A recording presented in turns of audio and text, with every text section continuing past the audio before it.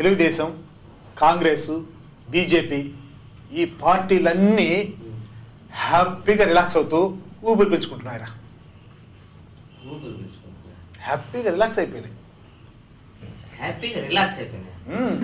ఊరుకొండ గారు గ్రేటర్ ఎన్నికలు వస్తుంటే నా సామిరంగా ఎంత టెన్షన్ టెన్షన్ టెన్షన్ టెన్షన్ అయితే హ్యాపీగా రిలాక్స్ అయిపోయారని చెప్తున్నారు. ఈ గ్రేటర్ ఎన్నికలకు సంబంధించి వాళ్ళు హ్యాపీగా రిలాక్స్ అయి ఉన్నారు. ఎందుకు రిలాక్స్ అవుతారండి నాకు అర్థం కదా. ఎందుకంటే మన కేసీఆర్ ఆయన అనౌన్స్ చేశాడు కదా, ఏమని టీఆర్ఎస్ ఇందులో పోటీ చేయదు అని. కేసీఆర్ పోటీ చేయనని చెప్పి అనౌన్స్ చేశాడుగా గ్రేటర్ ఎన్నికల్లోనా, అందుకని రిలాక్స్ అయ్యారు. ఇప్పుడు ఈయన పోటీ చేశాడు అనుకో, ఒక్క పార్టీకి ఒక్క సీట్ కూడా రాదంతే. అంతే కదా, అంతే పెద్ద లీడరు ఏంది టీఆర్ఎస్ అంటే తమాషా. ఆయన హవాకి ఈ సిటీలో ఒక్క సీట్ కూడా రాదని చెప్పి ఈయన పోటీ చేయని చెప్పాడు కదా, అందుకని రిలాక్స్ అయ్యారు. కాకపోతే చిన్న మెలుకుందిరా, ఇప్పుడు ఎప్పుడు ఈయన పోటీ చేయని అన్నాడు ఆ పార్టీ వాళ్ళు ఊరుకోలేదు. ఏ పార్టీ వాళ్ళు? టీఆర్ఎస్ వాళ్ళు. మనం కూడా పోటీ చేయాల్సిందేను అని చెప్పి ఆయన మీద ఒత్తిడి తీసుకొచ్చారు. రాజకీయ పార్టీ అంటే ఎలక్షన్స్ లో పోటీ చేయకపోతే ఇంకెందుకండి రాజకీయ పార్టీ అది. కానీ కేసీఆర్ చేయట్లేదు, ముందు అనౌన్స్ చేశాడు కదా. ఈయన ఒత్తిడి తెచ్చిన తర్వాత అప్పుడు మళ్ళీ మీటింగ్ పెట్టి సరే ఈ పోటీ చేయడమా మానడం అనే విషయాన్ని ఇంకో 2 రోజుల్లో చెప్తానన్నాడు. 2 రోజులు చెప్తానంటే ఈ 2 రోజుల్లో ఈయన కనిపించడం మానేశాడు. ఏంది మాయమైపోయాడా? ఏందా అట్లే ఉన్నట్టున్నాడు చూస్తుంటే. 2 రోజులు కనపట్లేదు ఆయన. ఏందా ఈ విషయం ప్రెస్ వాళ్ళు ఆయన ఫోన్ చేస్తే phone switch off. Switch off కేసీఆర్ది. వెంటనే నాయని నరసింహారెడ్డి ఉన్నాడు కదా, ఆయన ఫోన్ చేసి ఏమండి మీ నాయకుడు కేసీఆర్ కనిపించట్లేదు, ఆయన ఎన్నికల్లో పోటీ చేస్తున్నట్ట మానుతున్నట్ట అని అడిగారు అనమాట. అంతే కదండి, ఇప్పుడు నాయన నరసింహారెడ్డి అంటే సీనియర్ లీడర్ కదా. అవును. ఆయన అడుగుతారు తప్పే ఉంది. అడిగితే ఆయనకి ఇంత పుడుగుచ్చింది రోసం. ఏమడిగారు తప్పేమన్నారా? కేసీఆర్ ఉన్నాడా కనపడలేటం లేదు 2 రోజుల నుంచి అన్నారు, తప్పే ఉందా ఆయన అన్నారా? దీనికి అంతటి కారణం ప్రెస్ వాళ్ళేను, మీరే పనిచేశారు, ఆయన కనిపించకపోవడం కారణం మీరే అన్నారు. ప్రెస్ వాళ్ళు కనపడకుండా చేశారు ప్రెస్ వాళ్ళకి ఆయనతో ఏం పని నాకు అర్థం కాలేదు. అదే అనింది. అదేంటే మేమేం చేసామంటే అసలు మీరు ఆయన గురించి ఏదో రాసేస్తున్నారు, మీరు ఊహించుకుని ఏదో రాసేస్తున్నారు. ఏదంటే ఏదేదో రాశారంట ఆయన గురించి. కేసీఆర్ నవమన్మధుడు, ఆయన అసలు చూస్తే ఆడు వదిలిపెట్టరు ఈ రాశారు వాళ్ళు. ఏమన్నా ఏం రాశారు ఆయన ఆ మాట అన్ని చెప్పిన తర్వాత ఇందువల్ల అసలు ఆయన కనిపించకపోయాడు అనమాట. ప్రెస్ వాళ్ళ వల్ల కేసీఆర్ కనపడకుండా పోయాడు కొప్పట్టాడు నాయన నరసింహారెడ్డి. అదే అనమాట. అందుకని ఆయన కనిపించట్లేదు అన్నాడు. కాకపోతే నాకు అది కాదు కానీ కారణం ఒక్కడ మాత్రం గ్యారంటీ అనిపిస్తుందిరా. ఏంటంటే ఈ పార్టీలు ఉన్నారు చూసారా, తెలుగుదేశం, బీజేపీ, కాంగ్రెస్, వీళ్ళందరూ అన్ని పార్టీలు అందరూ కలిసి ఈయన్ని కిడ్నాప్ చేసేసి ఉంటారు. ఏం చేసుకుంటారు? ఏం చేసుకుంటారు? కేసీఆర్ ఏం చేసుకుంటారు? కిడ్నాప్ చేసుకుని ఎంతసేపు ఆటే బాధిస్తావా? రాజకీయ నాయకుడు, ఒక లీడరు, ఒక పార్టీ నాయకుడు ఆయన మళ్ళీ అనౌన్స్ చేశాడు అనుకో, నేను మళ్ళీ పోటీ చేస్తున్నాను గ్రేటర్లు అన్నాయి, వెంటనే ఏమవుతుంది సార్, అదిగో వాళ్ళు గాలి కొట్టుకెళ్ళిపోతారు. నాకెందుకు ఆయన కిడ్నాప్ చేశారని అనిపించడం లేదండి. కిడ్నాప్ చేశారు అనిపించట్లేదా? మరి ఇంకేమై ఉంటుంది అంటావు? కిడ్నాప్ కాదని అన్నాడు 2 రోజుల నుంచి కనపడటం లేదంటే కేసీఆర్, దానికి కారణం ఏదేది ఉంటది. ఏముంటది? వేరే కారణం ఇది కాబట్టి చెప్పు. ఇది సత్యం శివం సుందరం నిత్యం ఇదే అనుభవం.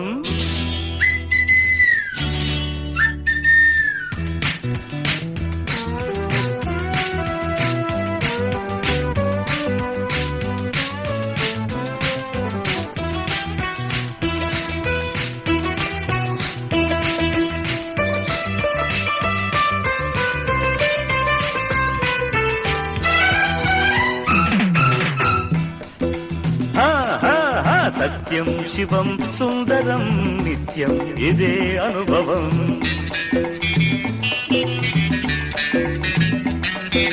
సత్యం శివం సుందరం నిత్యం ఇదే అనుభవం. మనసే ప్రధానము, దానికి మనిషే ప్రమాణము. సుఖమే కోరుకోరా, అది స్వార్థం కాదు పోరా. సత్యం శివం సుందరం నిత్యం ఇదే అనుభవం. కదా వాళ్ళ పంట పండిపోయిందండి నా సంగ్రంగా. ఏం పంట? వరి పంట, గోధుమ పంట? ఆ పంట కాదండి, వాళ్ళకి హామీల వర్షం కురిపించేసాడండి సీఎం రోషయ్య గారు ప్రెస్ వాళ్ళకి. హామీలా? వైఎస్ బతుకున్నప్పుడు ప్రజల మీద వర్షాలను కురిపించాడు, వరాల జల్లు. ఈయన పత్రికలో నువ్వు కురిపిస్తున్నాడా? వాళ్ళకెళ్ళి కురిపించాల్సింది. ఏం కురిపించాడు ఎత్తుక? నిన్న హైదరాబాద్ లో APUWJ, Andhra Pradesh working union of journalist association ఉంది కదా, దానికి ప్రథమ మహాసభ జరిగిందండి. మొట్టమొదటిగా చీఫ్ మినిస్టర్ చీఫ్ గెస్ట్ గా అటెండ్ అయ్యాడండి ముఖ్యమంత్రి. ఆమె గీతారెడ్డి సమాచార శాఖ మంత్రి కదా. సమాచారక పర్యాటక శాఖ. సమాచారం ఇంతకుముందు పర్యాటక శాఖ అండి, ఇంతకుముందు ఇప్పుడు సమాచార శాఖ అని. ఆమె అందరూ హాజరయ్యారండి. ఏమి హామీలు ఇచ్చాడు వాళ్ళకి? ఏం హామీలు అంటే జర్నలిస్టుల సమస్యల కోసం పరిష్కార మార్గాల్ని అన్వేషిస్తాం అని హామీ ఇచ్చాడు. జర్నలిస్టుల సమస్యల్ని పరిష్కరిస్తాం. అర్థం కాకపోయినా వాళ్ళ భాషలో చెప్తే మీకు అర్థం కాకపోయినా అదే ఆ సమస్యలు పరిష్కరించేస్తారంట.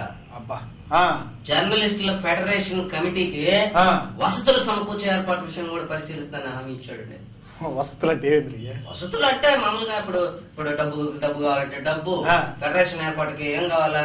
డబ్బే మెయిన్. డబ్బు ఏర్పాటు చేస్తామని చెప్పుకుంటాడు. డబ్బు ఒకటేనా? ఇంకా జర్నలిస్టులకి పింఛన్లు కూడా ఇచ్చే ఏర్పాటు చేయిస్తా ఉన్నారు. ఏది ముసలివాడికి ఇస్తున్నా వృద్ధుల పెన్షన్ అంటే వీళ్ళు కూడా పెద్దోళ్ళు అయిపోయిన తర్వాత వాళ్ళకి కూడా పెన్షన్ ఏర్పాటు చేస్తా ఉన్నారు.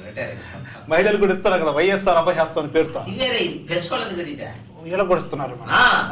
జర్నలిస్టుల సంక్షేమానికి అసలు పాటు పడతాం మేము. ఈ ఎలక్ట్రానిక్ మీడియా వాళ్ళు ఉన్నారు కదా జర్నలిస్టులు, వాళ్ళని చట్టం పరిధిలో కూడా తీసుకొస్తామని హామీ ఇచ్చాడండి. ఎన్ని హామీలు అండి, హామీల మీద హామీలు గుప్పించేసాడండి. అంటే చట్టానికి బయట ఉండదు ఇప్పుడు దాకా ఎలక్ట్రానిక్ మీడియా. కాదు, చట్టం పరిధిలోకి తీసుకురావాలని. ఓహో, గీత లోపల తీసుకొస్తారు. ఇన్ని ఇచ్చారు కదా హామీలు, ఒక్క హామీ మాత్రం ఖచ్చితంగా చచ్చిన ఇవ్వడు ఆయన. ఎవరు? రోసయ్య. ఊరికాడు సాలుగానే ఎన్ని హామీలు, హామీల మీద హామీలు ఇచ్చినోడు ఒక్క హామీ ఇడా? నాకు అర్థం కదా. ఇప్పుడు ఇటువంటి ఇంకొక 50 ఇచ్చినా నేను చెప్పేది మాత్రం చచ్చిన ఇవ్వడు ఆ హామీ వాళ్ళకి. ఏందండి ఇంతకీ హామీ? ఏంటంటే అప్పుడప్పుడు ఈ రాజకీయ నాయకులు ప్రెస్ వాళ్ళని కొట్టడం తిట్టడం చేస్తున్నా, అట్లా ఇక జరగదు అని చెప్పి ఆ హామీ మాత్రం ఇవ్వడాయన. అడిగానని అనుకోవద్దు, చెప్పకుండా దాటేయొద్దు. ఏమిటి రహస్యం స్వామి, ఏమిటి విచిత్రం? అడిగానని అనుకోవద్దు, చెప్పకుండా దాటేయొద్దు. ఏమిటి రహస్యం స్వామి, ఏమిటి విచిత్రం?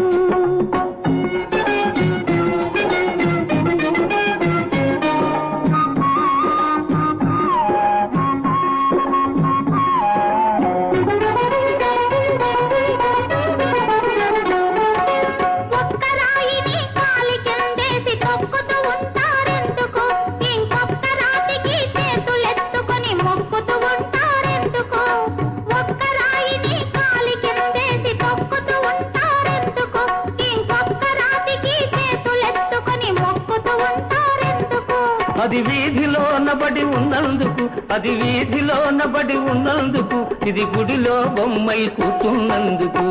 అనుకోవద్దు, చెప్పకుండా దాటేయొద్దు. ఏమిటి రహస్యం స్వామి, ఏమిటి విచిత్రం? స్వామి రంగా ఒక యువ నేత కుర్రాడు డిఎస్ ఉన్నాడు కదా, పిసిసి అధ్యక్షుడు. ఇప్పుడు ఆయన తీసేయాలని చెప్పి చెప్పాడు.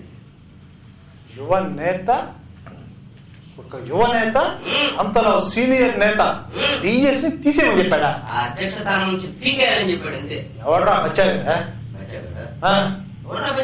మరి అంతలో సీనియర్ నేతని తీసేయమని ఒక యువ నేత అంటే బచ్చాడు కదా. ఎవరు? మారేపండి. మారేప ఆయన ఎవరా? మాజీ మంత్రి. 24 గంటలో ఆయన ఇలేకరులు దిగోడు మాజీ మంత్రి. ఓహో, తీసేసే మంత్రి. ఆయన అన్నాడు ఆ యువనేత పిసిసి అధ్యక్షుడుగా పి శ్రీనివాస్, డి శ్రీనివాస్, ఆయన తీసేసేయాలని, తీసి పారేసేయాలని అన్నాడు. కళ్ళు పోయినాయి నీక. ఆ మారేపని పట్టుకొని యువ నేత అంటున్నావు, డాక్టర్ చూపించుకో కళ్ళు. ఏంది యువనేత అనేది నేను అన్నది కాదని ఆ? నా కళ్ళు బాగానే కనపడుతున్నాయి. ఆ. ఇప్పుడు రథాలు కనపడిందే, రథాలు నాకు సరిగ్గా కనపడుతున్నా కాదు, బ్రహ్మాండంగా కనపడుతుంది, అందంగా మధ్యలో కనపడుతుంది. రక్తాలు సంగతి ఇక్కడ చెప్పాలి కదా, ఎవరు కనపడితే వాళ్ళు బాగానే చూస్తున్నామని చెప్పాలి. మీరు కనపడుతున్నారు, బాగున్నారు, రథాలు కనపడుతుంది, రథాలు అందంగా ఉంది చెప్పాలి కదా, మనకు కనపడుతున్నాయి. ఎన్ని బాగానే ఉన్నాయి. మార్పులు పట్టుకున్న యువ నేతలను చూసా ఏం చెప్పినా కదా, ఆయన చెప్తున్నాడు యువ నేతని, నేను కుర్రాడిని అని. ఆయన చెప్పుకున్నాడా?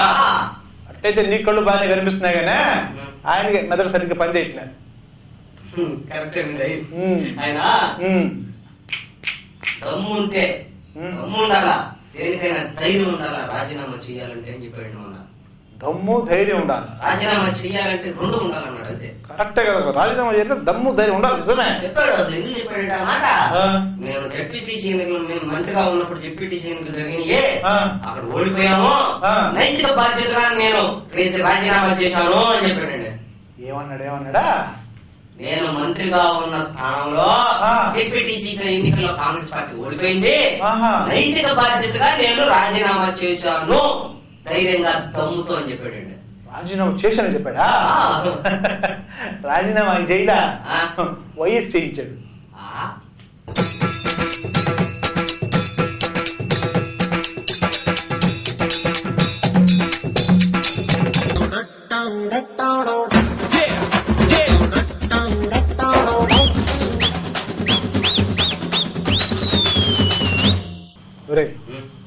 నేను ఒక ప్రశ్న అడుగుతా కానీ టకారమ సమాధానం చెప్పు. పని అది కదా, అడగండి. ఇప్పుడు మనిషి గొప్ప లేకపోతే దేవుడు గొప్ప? ఇది పెద్ద ప్రశ్న, మళ్ళీ నన్ను అడగటం, నేను మళ్ళీ సమాధానం చెప్పటం. చెప్పరా, మనిషి గొప్ప దేవుడు గొప్ప? ఏంటంటే ఖచ్చితంగా దేవుడా గొప్ప. అక్కడే పప్పులో కాలేసావు నువ్వు. కది పప్ప మినపప్ప పెసల పప్పులో. అది కాదురా, మనిషి గొప్ప దేవుడు గొప్ప అంటే నా ఉద్దేశం ప్రకారం మనిషే గొప్ప. ఊరుకుండా ఎవరు పిచ్చోడు అనుకుంటారా? ఎవరికైనా చెప్తే ఆ మాట మీద మనిషి గొప్ప దేవుడు గొప్ప అంటే దేవుడు ఖచ్చితంగా గొప్పేనండి. కాదని ఇప్పుడు నేను చెప్తా ఇను. ఎట్టండి? ఇప్పుడు మొన్న మన ఎంకన్నలా, ఏ ఎంకన్న? తిరుపతి ఎంకన్న బంధువు చెప్పారు. ఎంకన్నా మా పొలంలో పని చేసే పాలేరు చెప్పారు. అంటే దేవుడు కదా ఆయన. అవునైతే ఎంకన్న అంటే ఎంకట స్వామి అనాలా? ఏంటదే? స్వామి అయితే ఆయన దూరం అవుతాడు, ఎంకన్నకు దగ్గర అవుతాడు. ఏందో బంధురకం కలుపుకున్నట్టు మీరు ఆయన తెలుసుకొని. ఆయన మనందరూ దేవుడు కాబట్టి మన ఎంకన్న. ఆయనకి ఈ మధ్య ఆభరణాలు అవి ఉన్నాయి కదా బాగా. ఆయనకే శ్రీకృష్ణదేవరాయలు కూడా చేయించాడు ఆభరణాలు ఆయనకి. ఆ తలంలో ముందు కూడా అందుకు ఇచ్చారు. అది కాదు, ఇది ఎంత ఉంది అనేది అందరికి పెద్ద సమస్య. నెల్లూరులో ఒక ఆయన కోర్టులో వేశారు, అసలు ఎంకన్నకి ఎంత ఆస్తి ఉంది, ఎన్ని ఆభరణాలు, తన విలువ కట్టండి అని చెప్పి. వెంటనే కోర్టు వాళ్ళు, హైకోర్టు ఇచ్చేసారు, ఉత్తర్వు ఇచ్చేసారు. ఎంత ఉంది ముందు లెక్క తెచ్చండి. ఈ మధ్య పేపర్లు వేశారు. ఆయనకి 52,000 కోట్లు ఆభరణాలు ఉన్నాయంట. 52,000 కోట్లు ఆభరణాలు, నగలు. అవునా? అవునా? అవి ఎప్పటి నుంచి, మొదటి నుంచి ఇచ్చారు కదా శ్రీకృష్ణదేవరాయలు ఆ టైంలో. అంతేనా? 52,000 కోట్లేనా? ఆ లెక్క ఇప్పుడు శ్రీకృష్ణదేవర కాలంలో 1000 రూపాయలు అయి ఉంటుంది. ఏది ఇంతలా పగడము అది. అప్పుడు లెక్కేశారా? ఇప్పుడు కోట్లు అవుతుంది. కానీ మనోళ్ళు తప్పు చేయరు, అప్పుడు లెక్కే. ఎప్పుడు కొంటే అప్పుడు లెక్కేశారు. కృష్ణదేవరాయల వాల్యూ బాగుండకూడదు కదండి. అందుకే ఆయన మర్యాద ఇస్తూ ఆయన రేటు ఇప్పుడు వేశారనమాట. అట్టేసినా కూడా 52,000 కోట్లు వచ్చింది. ఆయన ఆస్తులు ఉన్నాయి కదా, ఇల్లు, స్థలాలు, గిలాలు చాలా ఉన్నాయి. ఊరంతా, దేశంతో ఉన్నాయి. చాలా మంది రాస్తారండి ఆయనకు. అవి ఒక 32,000 కోట్లు ఉన్నాయి. ఈ షరాత్తులు మొత్తం కలిపితే 84,000 కోట్లు. అది దేవుడికి. ఇంతేనా? ఆయనకుండేది 84,000 కోట్లేనా ఆస్తే? 84,000 కోట్లని తేల్చారు మన పేపర్లో. అవునా? అట్లయితే మీరు చెప్పినట్టు మనిషి గొప్ప అండి. ఎట్టా? ఏం చెప్తా? చంద్రబాబు నాయుడు చెప్పాడు కదా నిన్న. ఏమని? వైఎస్ రాజశేఖర రెడ్డికి 1,00,000 కోట్లు డబ్బులు సంపాదించాడండి 5 ఏళ్లలో. 5 ఏళ్లలో కరెక్టే. ఇప్పుడు ఆయన కొన్ని వందల సంవత్సరాల నుంచి ఉన్నాడు ఆ దేవాలయం కట్టుకొని ఆడ కొండ మీద. ఈయన చూస్తే 5 సంవత్సరాలు 1,00,000 కోట్లు. మరి ఇప్పుడు మనిషి గొప్ప దేవుడు గొప్ప? లెక్క ప్రకారం అయితే మనిషి గొప్ప అండి. అది ఆ పాయింట్ నేను చెప్పింది నీకు. మీకు ఆస్తే ఒక 25,000 కోట్లు ఏమన్నా ఉంటుందా? అది అంటే 25,000 crores. 25,000 కోట్లు అంటే మా తాతలు జమీందారాలు అంటే నాకు వచ్చేది. వాళ్ళు ఖర్చు పెడితే మీకు ఎందుకు వస్తుందండి? ఖర్చు పెట్టేది కాదు, వాళ్ళంత సంపాదిస్తే గానీ ఇప్పుడు రాదు నాకు 25,000 కోట్లు అంటే ఏం తమాషా అనుకున్నా? లేదు ఇప్పుడు మీకు ఒకవేళ నాకే ఉందనుకో నీకు 10 కోట్లు ఇస్తా, తీసుకోరా. ఎంత ధారాళమైన మనసు, 25,000 కోట్లు ఉంటానంట 10 కోట్లు ఎత్తారంట. అంటే ఇప్పుడు ఇంకా ఆస్తి లేదైతే ఆడుంది అంత కాస్త ఆస్తే ఏంటంటే దానికి పెద్ద డాబు పంచా, దానికి ఒక టవల్, మళ్ళీ ఆ చెట్టు కింద తుక్కుకోవటం అంటే ఇది చేసి కూర్చోమంటారు చెప్పేదా? కాదండి ఇప్పుడు కూలి చేసుకునే, రోజు కూలి చేసుకునే 40 రూపాయలు తెచ్చుకునే ఆయన 1000 కోట్లు సంపాదించాడు. 40 రూపాయలు సంపాదించిన 1000 కోట్ల కూలి చేసుకుని 40 రూపాయలు సంపాదించుకునే ఆయన 1000 కోట్లు సంపాదించాడు. ఆయన మ్యాజిక్ చేశారట. మ్యాజిక్ గీజిక్ ఎవరు ఆయన? మాజీ జార్ఖండ్ ముఖ్యమంత్రి మధు కోడా. కొడక ఎవరు? కొడక కదండి, మధు కోడా. కోడా ఆయన పేరు అదే పొరపాటు కొడక అనిపించేవాడు కదా. కోడా ఆయనకి 1000 కోట్లు ఉందంట. నిన్న మారేపు చెప్పిలా టిఎస్ కి 1983 సంవత్సరానికి ముందు సొంత ఇల్లు అసలు లేదంట. ఇప్పుడు ఆయన 1000 కోట్ల పైన సంపాదించాడంట ఈ మధ్యలో. చిరంజీవి పార్టీ పెట్టక ముందు కొన్ని కోట్లు ఉండేయండి, ఇప్పుడు 100 కోట్లకి వెళ్ళిపోయాడు ఆయన. టిఆర్ఎస్ చంద్రశేఖర్ రావు ఏం చెప్తారండి మీరా? ఆయన మంచి పదవి లేదని బయటకు పార్టీ పెట్టుకున్నాడు. ఎన్ని కోట్లు సంపాదించాడు ఆయన? ఎన్ఆర్ఐ దగ్గర 500 కోట్లు అంట, పార్టీ పెట్టిన కుక్క 500 కోట్లు, ఆయన 1000 కోట్లు అన్ని కోట్లేనండి. 1,00,000 కోట్లు వైఎస్, 1000 కోట్లు డిఎస్, మధు కూడా కొన్ని 1000 కోట్లు, అన్ని కోట్లేనా? వీళ్ళందరూ కోట్లు ఎలా సంపాదించారండి? ఎలా అంటే బిజినెస్ చేసి సంపాదించారా? ఊరికంటే ఎవరైనా ఇంకా నవ్వుతారా? వాళ్ళకి బిజినెస్ ఎక్కడ ఉన్నాయండి? వాళ్ళ కొడుకులకి ఎక్కడో ఓ దగ్గర బిజినెస్ ఉన్నాయి, కానీ నేను చెప్పిన వాళ్ళకి బిజినెస్ లేదండి. బిజినెస్ చేసి సంపాదించారు. మళ్ళీ బిజినెస్ అంటారు, ఏం బిజినెస్ అండి? రాజకీయం. దేవుడు చేసిన మనుషుల్లారా, మనుషులు చేసిన దేవుళ్ళారా, వినండి దేవుడి గోల, కనండి మనుషుల లీలా. వినండి దేవుడి గోల, కనండి మనుషుల లీలా.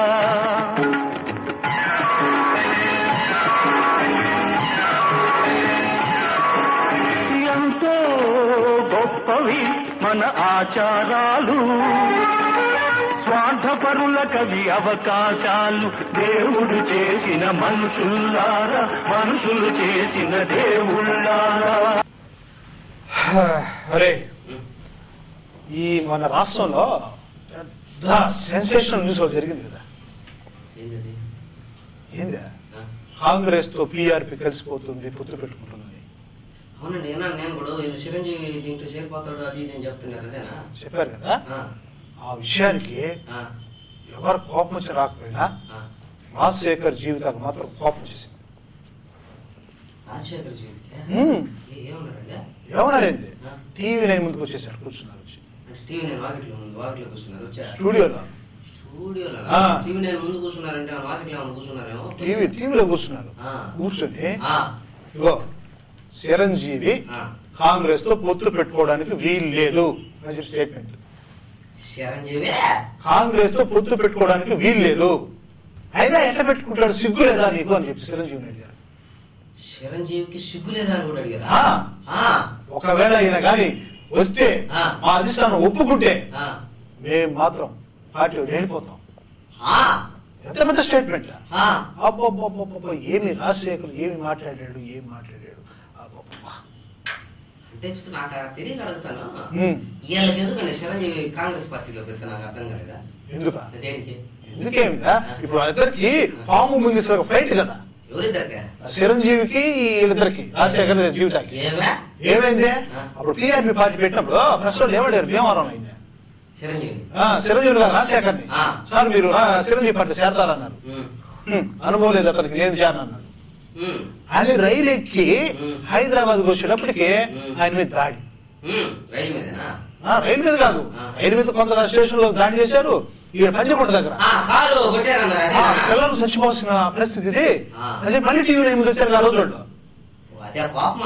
వచ్చి కోపం మళ్ళీ చిరంజీవి వాళ్ళ ఇంటికి పోయి కూర్చొని టీ తాగి గందరగోళం జరిగాయి కదా. అది మనసులో ఉండి ఈ రోజు చిరంజీవి మళ్ళీ కాంగ్రెస్ లోకి వస్తే ఏ ముఖం పెట్టుకుని వస్తాడు? అప్పుడు మార్పు అన్నాడు, సామాజిక మార్పు అన్నాడు, ఏం మొహం? అంతే ఏం మొహం పెట్టుకుని వస్తాడు, చిరంజీవి మొహం పెట్టుకుని వస్తాడు. ఆ మొహం కాదు. ఇప్పుడు ఆ రోజు పెద్ద నేను మార్పు చేస్తాను, సమాజంలో సామాజిక న్యాయం సాధిస్తాను అన్నాడు కదా. కాంగ్రెస్ పార్టీలో చేరితే మార్పు కదా, అదే ప్రజారాజ్యం పార్టీ. ఎన్న ఊరికి అది మాట్లాడతాను, నాకు అర్థం కదా. అదే మార్పా కదా, ఇంకా దానికి ఈలుసించుకోవడం ఎందుకు? ఏది రక్షించుకోవడం అంటే కాంగ్రెస్ పార్టీలో కదా ఆయన వస్తే ఒప్పుకుంటారు. ఇలా ఇంతకు ఏమన్నాడు మళ్ళీ తర్వాత? ఏమన్నది అది ఇదిగో SMS కూడా SMS పక్కన పెట్టుగానే వాళ్ళు పబ్లిక్ ఫోన్ చేశారు. ఫోన్ చేస్తే జీవితం కూడా తిట్టారండి. చిరంజీవి ఫ్యాన్స్ ఉన్నట్టున్నారు ఆయన. అసలు నీకేం సంబంధం, అసలు నువ్వు అడగడానికి మా చిరంజీవి నువ్వు అసలు ట్రాప్ చేసి రాజశేఖర్ పెళ్లి చేసుకున్నావు ఏం అడిగాడు ఆయన. కోపం వచ్చేసి జీవికి మూసుకొని పెట్టేది. కరెక్ట్ లాంగ్వేజ్ భాష మాట్లాడింది. ఏం భాష? ఎట్లా ఒక సినిమా యాక్టర్ టీవీ ముందు కూర్చొని అట్లా అంటదామే. సినిమాలో రాకముందు ఎట్లుంది అదే కదా, అలా ఆ భాష కదా కదా. అది అందుకని ఇప్పుడు వచ్చేసింది కరెక్ట్ గా ఒరిజినల్. ఇప్పుడు ఆ మాట అనేటప్పటికి రాజశేఖర్ ఒకే మాట్లాడాడు, ఆయన గాని వస్తే నేను పార్టీ నుంచి వెళ్ళిపోతాను అన్నాడు. వెళ్ళిపోయి తెలుగుదేశం పార్టీతో కలిసి ఆ కూటమిని అంటే PRP కాంగ్రెస్ కూటమి ఓడిస్తానని చెప్పి ఆయన పెద్ద స్టేట్మెంట్ ఇచ్చాడు. రాజశేఖర్ తప్పుగా అర్థం చేసుకుంటున్నారండి మీరు. ఆయన మాట్లాడమే సరిగా రాదు. ఆయన అతివత జీవిత మనము నేను ఒక్క నిమిషం మాట్లాడేటప్పుడు 100 నిమిషాలు మాట్లాడుతుంది జీవిత. ఇంకేంది ఆయన మాట్లాడింది ఏంది మీరు అర్థం చేసుకున్నారు. మాట్లాడమే రాదు ఆయనకి. నేను కరెక్ట్ గా అర్థం చేసుకున్నా. ఆయన SMS కూడా పెట్టమన్నాడు టీవీ వాళ్ళతో. SMS అంటే వీళ్ళు కానీ చేరితే కాంగ్రెస్ కానీ చిరంజీవి ఇద్దరు కలిసిపోతే నేను పార్టీలో ఉండాలా పోవాలా దానికి SMS పెట్టన్నాను. ఇది మెసేజ్ పంపించడం. 60% మంది నువ్వు పార్టీలో నుంచి వెళ్ళిపో చెప్పన్నారు. కాంగ్రెస్ పార్టీ నుంచి రాజశేఖర్ని 60% మంది నువ్వు వెళ్ళిపోన్నారు బయటికి. అంటే ఏం చెప్పిన మాటలు తాత జీవిత అది అన్న మాటలు జనానికి కూడా అర్థం కాలేదు అన్నమాట.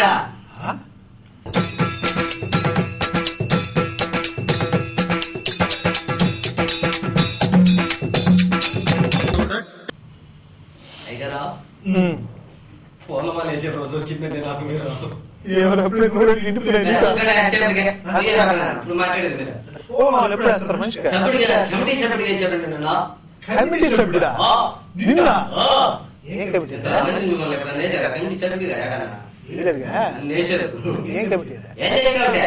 దోమలు పందులు నియంత్రణ కమిటీ సభ్యుడు మనం.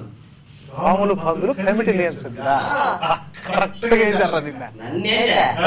IAS ఆఫీసర్లు వేసారు దాంట్లో. వాళ్ళు కూడా నీ రేంజ్ ఎదిగారు. ఈ రేంజ్ కమిటీ సభ్యుడు అంటే మా గుడిలో ఇప్పుడు ఏది అంత పేరా? పోయేవాళ్ళు కూడా నిలబడి మాట్లాడుకోవాల్సిందే మనతోటి. చేయిస్తారా నేను పందుల చేత సభ్యుడుగా సన్మానం మనం గ్రామ స్వరూపమే మార్చేస్తున్నాండి. నేను తీసుకొచ్చి గ్రామంలో పెట్టేస్తా గ్రామంలో పందులన్నీ పెడతారండి. సభ్యుడైతే పందులు నియంత్రణ నిర్మూలన చేసేది అన్నమాట. ఇది అంటే సంప్రాప్తం మండలం చేస్తా ఉన్నాడు పందులు. ఇంకా మంటలు మళ్ళీ మీకు చెప్పాలి అర్థం కావాలి, మీకు ఎట్లా మారిపోతాను అంతేనండి. సరేగా ఈ పథకం పక్కన పెట్టి కదా కొత్త పథకం ఒకటి వస్తుంది మన ఊరికి మహిళల కోసం. గ్యాస్ కంపెనీ వాళ్ళు మన గవర్నమెంట్ వాడు తెలిసి ఒక పథకం పెట్టబోతున్నారా? సామూహికంగా వంట చేసుకోవడం. సామూహికంగా అంటే అందరు కలిసి చేసుకునేదా? ఆడుతూ పాడుతూ పని చేస్తే అలుపు సులుపు ఉండదు అంటారు కదా. ఇప్పుడు ఎవరింట్లో అలా వంట చేసుకున్నారు అనుకో, ఎవరింట్లో వాళ్ళంటే ఎవరు పొయ్యి వాళ్ళది, ఎవరు దెబ్బర వాళ్ళది, ఎవరు అన్నం వాళ్ళది కదా. ఇప్పుడు అట్ట కాకుండా అందరు గ్రామ పంచాయతీ మధ్యలోకి వచ్చేసి ఆఫీస్ పక్కన ఎక్కడో పంచాయతీ ఆఫీస్ లోనే పక్కనే షెడ్ వేస్తారు. అందులో గ్యాస్ సిలిండర్లు స్టవ్లు పెట్టేస్తారు. అందరూ వచ్చి అక్కడ వంట చేసుకోవాలి. అది సామూహిక వంట పథకం. ఇంతకు ముందు ఆడవాళ్ళు కుళాయిల కాడ కొట్టుకునే వాళ్ళు అనుకున్నాను నేను. ఇప్పుడు ఏడు కూడా కొట్టుకోబోతున్నారు అన్నమాట. అయితే ఏడెందుకు కొట్టుకుంటారా? ఎందుకు కొట్టుకోరా? ఇది కాదండి వంట. ఇప్పుడు 100 మంది ఉన్నారనుకోండి, 100 స్టవ్లు 100 సిలిండర్లు పెట్టరు కదా, 10 పెడతారు. నేను ముందు వండుకోవాలంటే నేను ముందు వండుకోవాలి, నేను ముందు వండుకోవాలంటే నేను ముందు వండుకోవాలని జనం ఎగపడరంటండి. సిలిండర్లు ఈసారి అసలు బిందులతో కొట్టుకునే వాళ్ళు సిలిండర్లతో కొట్టుకుంటారేమో. అయినా ఎత్తలేరులే, కాకపోతే గెరిట్లతో కొట్టుకుంటారు. ఇంకా అయితే ఇది ఒక సమస్య ఉంది. సరే సమస్యలు పక్కన పెట్టలే, ఇప్పుడు పథకం ఉన్న తర్వాత 1,00,000 ఉంటాయి సమస్యలు. అవి తర్వాత అనుభవంలోకి వచ్చిందో తెలుస్తుంది. అప్పుడు 10 ఒకటి 100 పెడతా. తర్వాత వంట సామూహికంగా వంట చేసుకో.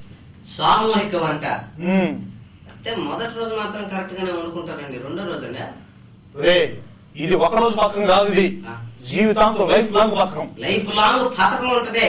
సిలిండర్లు స్టవ్ లో పడ్డా అడిగిపోతాయా పొద్దునకి లెట్రిన్ పైప్ లో పెరుకో మాత్రం పరీక్షలో సిలిండర్లు స్టవ్ ఉంటాయా అంటే ఇప్పుడు చెప్పేది ఆ పథకం సక్సెస్ కాదని చెప్పేది నువ్వు. ఉంటారు పంచాయతీ చైర్మన్ ఉంటాడు, సర్పంచ్ ఉంటాడు, వీళ్ళందరూ ఉంటారు కదా చూసుకుంటారు. ఉంటారు ఆడే రాత్రిపూట అంతా మేలుకొని ఆడే ఉంటారు టౌన్కి సిలిండర్లకి కాపలా ఎత్తుకొని బారంటండి. ఏంటంటే మీరు ఊరికే అర్థం మాట్లాడతారు, నాకు అర్థం కదా. అంటే ఇప్పుడు చెప్పేది ఆ పథకం బాగలేదని చెప్తాను. పథకం బాగలేదు కదా, దాన్ని అమలు చేయటంలో చాలా జాగ్రత్తగా ఏముంటది పేరు అదే కదా. ఇంకా ఇందిరా వంట పథకం, రాజీవ్ వంట పథకం ఇదే ఉంటది. ఇంకా ఇందిరా, రాజీవ్ గాంధీ పేరు మా స్టేట్ కనిపించవు. ఏం పథకం, ఆ పథకానికి ఏం పేరు పెట్టారండి? అక్క వండుకుందాం రా. ఏంటందా అక్క వండుకుందాం రా, అది పథకం పేరు. వండుకుందాం రా రోజు గవర్నమెంట్ కదా, అట్టే ఉండే పేరు. కేసీఆర్ గవర్నమెంట్ గాని అయితే, కేసీఆర్ ముఖ్యమంత్రి గాని అయితే ఈ పథకానికి ధీటుగా ఇంకో పథకం, మంచి బ్రహ్మాండమైన పథకం పెడతాడండి. ఇంకో పథకం ఏం పెడతాడు ఆయన? చెప్పింది ఏంటంటే అక్క వండుకుందారా. కేసీఆర్ పెట్టేది ఏంటంటే బావా పండుకుందాంరా. బావలు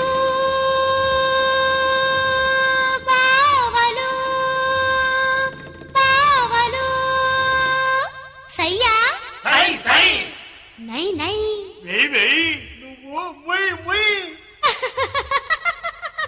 బావలు సయ్యా సై బావలు సయ్యా సై రింబోల రింబోల రింబోల రింబోల రింబోల రింబోల బావలు సయ్యా సై బావలు సయ్యా సై రింబోల రింబోల రింబోల రింబోల రింబోల రింబోల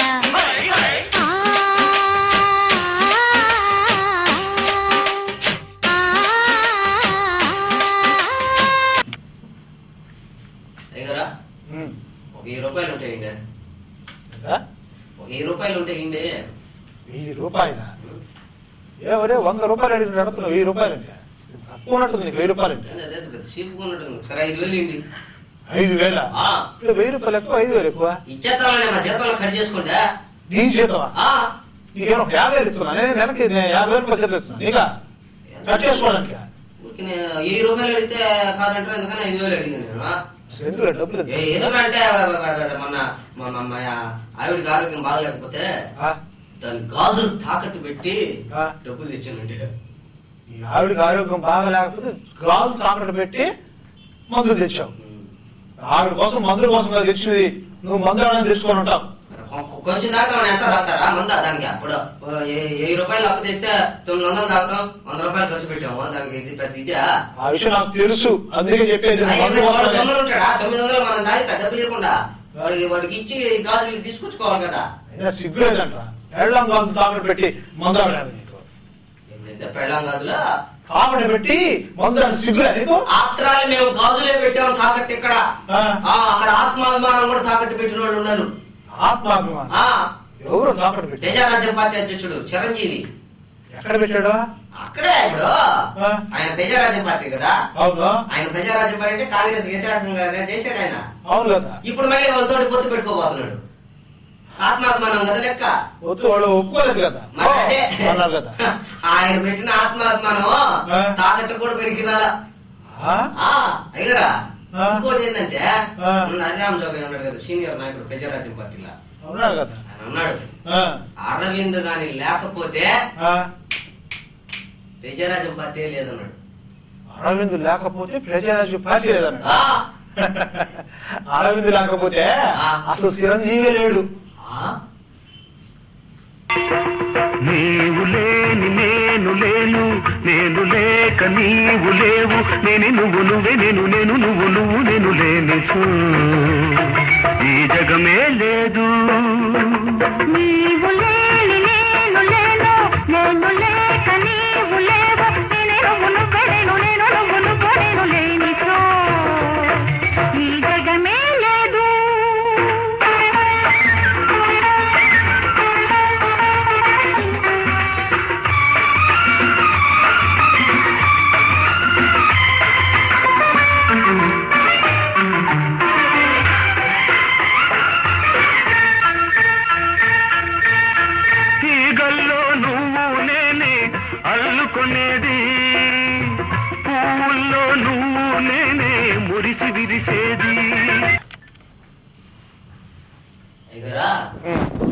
ఆ వయసులో ఆయన ఎంత నరకం అనుభవించాడు, ఎంత టెన్షన్ అనుభవించాడు. అంత పెద్ద పదవిలో ఉండి కూడా పెద్ద టెన్షన్ అండి అది. ఎవరి గురించి చెప్పేదా? గవర్నర్ గారు ఎన్ని తివారీ గారు రిలాక్స్ అయిపోయాడు ఇప్పుడు బాబు బాగా. కష్టమైంది ఆ రిలాక్స్ అసలు ఏమైంది? ఏందే ఆయన ఎవరో ఒక ఆయన వచ్చే నేను ఎన్ని తివారీ కొడుకుని అని కోర్టులో కేసు కొట్టేశాడు కదా. కేసు కొట్టేసింది, కొట్టేసింది. నువ్వు ఆయన కొడుకు కాదు, నిరూపించుకోలేకపోయాను కొట్టేసింది. నేను రిలాక్స్ అయిపోయాడు ఇప్పుడు. కరెక్ట్, రిలాక్స్ అయిపోయాడు. ఒరే గవర్నర్ అయినా గవర్నర్ నాకు గుర్తొచ్చింది కదా, మన డిఎస్ ని పిసిసి పదవి లాగేసి గవర్నర్ ఏమని చెప్పారు? రాజీవ్ గాంధీ. రాజీవ్ గాంధీ పోయి ఏం చేయాలి? సోనియా గాంధీ కాదు, రాహుల్ గాంధీ. ఏంటంటే గవర్నర్ గా ఇంకెవరు రాస్తారండి నాకు అర్థం కాలేదా? మారెప్పరా? మారెప్ప మంత్రి, మారెప్ప మా మాజీ మంత్రి. అవును, ఏం చెప్పాడు సార్? చెప్పాడు కదా మొన్న, ఈయన 1000 కోట్లు సంపాదించాడు, ఈయన ఇక్కడ తీసేసి గవర్నర్ వేయండి అన్నాడు.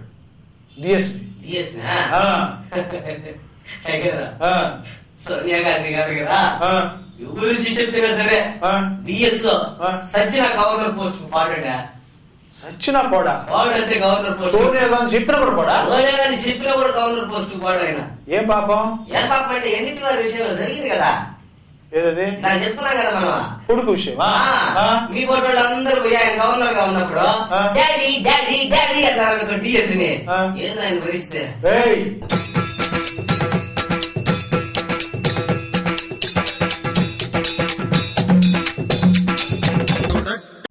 శతాబ్దపు అజ్ఞానాన్ని స్వతంత్రమందామా, స్వర్ణోత్సవాలు చేద్దామా, ఆత్మ వినాశపు అరాజకాన్ని స్వరాజ్యమందామా, దానికి సలాము చేద్దామా. శాంతి కపోతపు కుచ్చుక తెంచి తెచ్చిన బహుమానం ఈ రక్తపు సింధూరం. ఈ పాపిటలో భక్తిగా దిద్దిన ప్రజలను చూడమ్మా ఓ పవిత్ర భారతమా. అర్ధశతాబ్దపు అజ్ఞానాన్ని స్వతంత్రమందామా, స్వర్ణోత్సవాలు చేద్దామా. నిత్యం పుట్టుకు తచ్చే జనాల స్వేచ్ఛను చూద్దామా, దాన్ని స్వరాజ్యమందామా.